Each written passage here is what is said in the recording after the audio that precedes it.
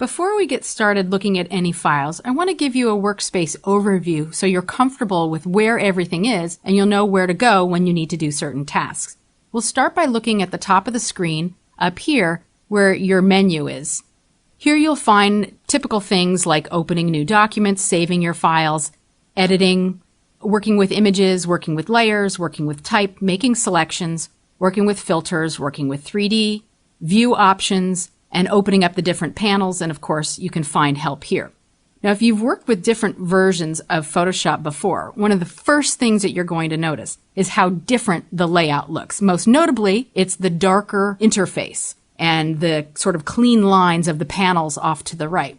If you've worked with Lightroom or Photoshop Elements, you're used to a darker workspace. If you really find this bothersome, you can go into the preferences in Photoshop and make it lighter.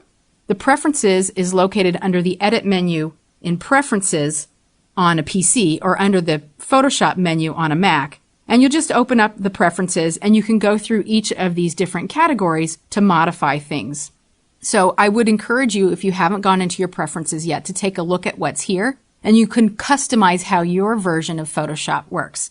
If you go to the Interface category, you'll see the color theme. By default, it's set to this medium gray, but you could go darker if you want, or go lighter to one of these other two options. We're going to work in the default medium gray color space.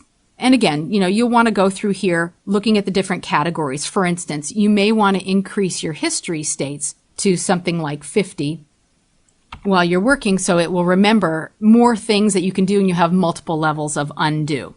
Other things in here are working with cursors, transparency, units and rulers. We'll be working with the default inches and points.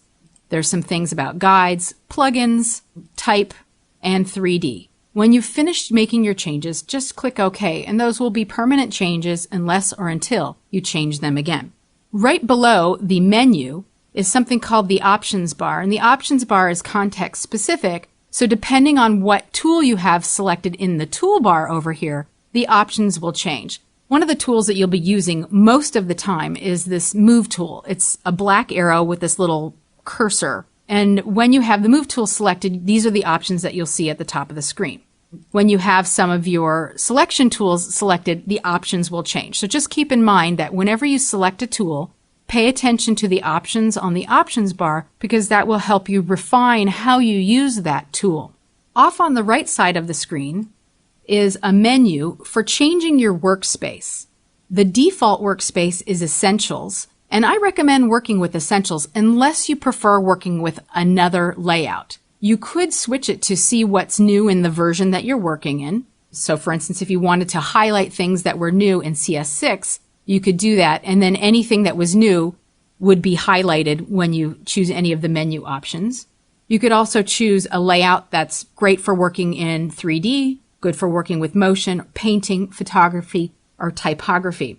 If you ever make some changes to your layout and you want to reset it, you can just reset the workspace. And in fact, the whole workspace is highly customizable. So if you wanted to move things around to a way that suits your personal needs, you could actually save that workspace by clicking on the new workspace option, give it a name, and then always use that workspace layout. But we're going to stick with working with Essentials for this training. Now, below this is something called the Panel Dock. The Panel Dock contains a bunch of panels that will assist you with working on your different projects. The Panel Dock can be expanded and collapsed by clicking the double arrow, and there's actually two columns here. So you could expand and collapse these. Typically, the right side is always open, always expanded, and the left side is always collapsed and will expand as you work on different panels and then collapse when you're done. The whole Panel Dock area is totally customizable. For instance, within each section is called a panel group, and you can drag and drop the tabs of panel groups to rearrange them in whatever order works best for you. You can also drag and drop an entire panel outside of the dock and work with it as a free-floating panel, or you can drag it back in to an existing panel group or between some panel groups as its own panel group. So I'm going to put the color back where I found it, actually right in here, and put it back the way it was. There we go. The panels that you'll be working with most often are the colors, swatches, adjustments, and layers. We'll talk about all the panels within the individual lessons as we go. Now let's take a look over at the left side again. The tools are divided into different sections or families of tools. In this first section, you have your move tool. Then there's some selection tools, different shaped selection tools. And then there's more free-form selection tools. And then there's other kinds of selection tools like quick selection or magic wand, and we'll deal with all of these. Then there's the crop tool and the eyedropper tool. And anytime you see a tool that has a small triangle in its bottom right corner, that means that the tool has other tools hidden underneath it. Like I just showed a second ago, if you click and hold down your mouse button, you'll get a flyout menu. And the flyout menu has other options that you can select. When you make a selection, the icon will update to show the last selected tool. And you can toggle back and forth between these. Other things to note is that if you see a letter next to a tool, that is the keyboard shortcut. So if you click the letter M when you were on a different tool, it would bring you to the rectangular and elliptical marquee tool. You could actually choose the M key on your keyboard to toggle between them. Also, there's the crop tool, and below the crop tool is perspective crop, slice tool. Those is for slicing web graphics. Under your eyedropper, there is like a color sampler tool, ruler tool, note count, etc. Then there's a whole set of healing tools.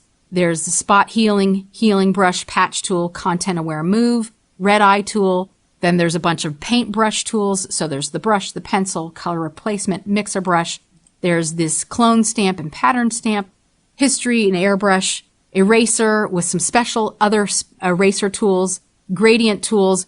These tools here deal with sort of darkroom techniques. Then there's the pen tool, the type tool, selecting path options tools, and then there's actually some vector shape tools. There is the hand tool, which allows you to move your space around in the workspace, and then zoom, which allows you to move in and out. Below here is the foreground and background color.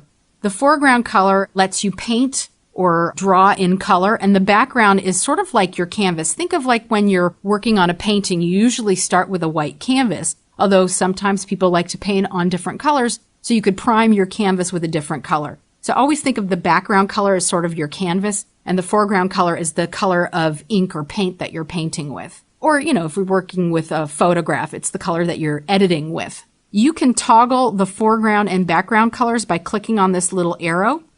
You can also use your X key, it's a keyboard shortcut, to toggle between those. Below here is another option for making selections. It's called Quick Mask Mode, and we'll talk about that in a later lesson.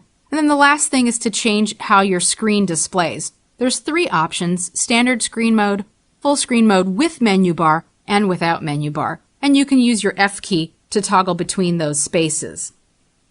The last thing I want to mention is this panel at the bottom of the screen, which houses the mini Bridge, which is a mini version of Adobe's Bridge, and you need to launch Bridge first before you can access the Bridge.